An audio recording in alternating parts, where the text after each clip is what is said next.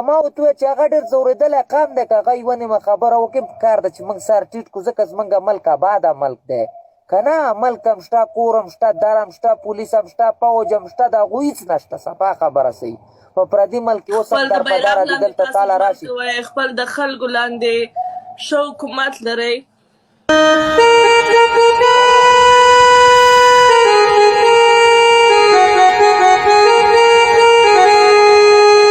زموږ د زړه څخه تاسو خبرې وکړئ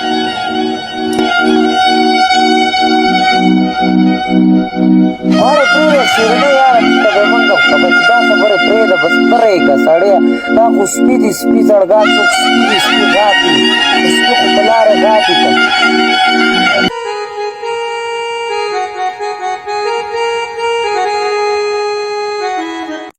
پاکستاني تا غوندې که نه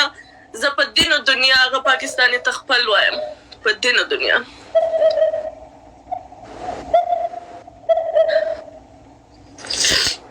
واړې به پرېږده دلته دا خلک خفه کېږي مړې ګپ له راځي لرې که دا ګپ خبرې کوه بس دا قصې پرېږده بس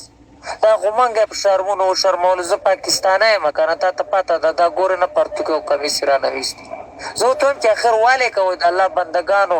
چند کسان اوس ما ته یو سړی بله ورځ په واټساپ باندې میسج وکړو دلته زمونږ پاکستانی په ریاض کې پروت و هغه اوس امادت کړی قسم دی ویل ما ته خپلو افغانو دومره کنځلې وکړې چې ته ولې داسې دې موږ ته دا څه وایي او تا اوس امادت کړی ما ویل دا دې چند کسانو دومره تکبر او غرور او هغه جوړ کړی اوس ما ته ډېر خلک وایي که نه قسم دی یعنې دا دی اوس ما ته تقریبا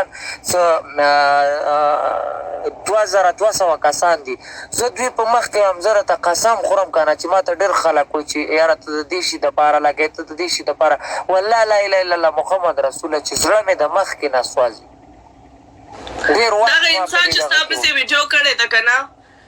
کله چې په افغانستان کې حالت خراب سو دغه جهاز څخه چې 2 کسه ولوېدل دغه بې غیرت انسان پر هغوی باندې خندل یعنې یو ورځ موږ د زړه څخه تاسو خبرې وکړئ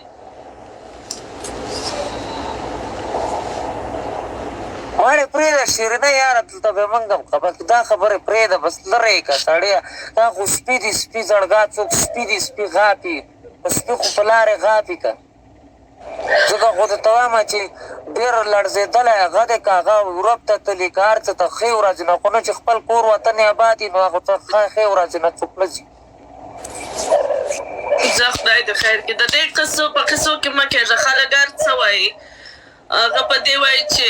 ته ورسه قسم په خدای ته ورسه د دې په لایف کې وګوره چې دا خو پرېږده چې په کال کې ورسره راسې په کامنټ کې یوه جینۍ تا که ولیدل راسه زما پر مخ وتوکه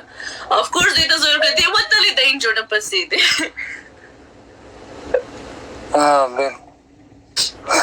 تقریبا څو وخته سو چې زه تا پېژنم یا 15 شپږ میاشتې کېږي که نه تر اوسه دی هلک بغیر د دې چې ما سره صرف لایف شیر کړی چې زه ګیم ورسره کله کله راسم قسم په خدای که تر اوسه یو سلام له ما ته استولی نه مې د زړګا خوند نه راکوي یاره کله کله هغه ویډیو رانه شوي هغه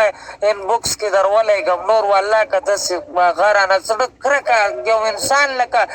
زه په خپل عزت هېرېږم صفا چې زه لکه تا ته درانه وګورم نو زما ته به خلک درانه وګوري دا دومره مخلوق ما څه ناست دی دا ټول ما ته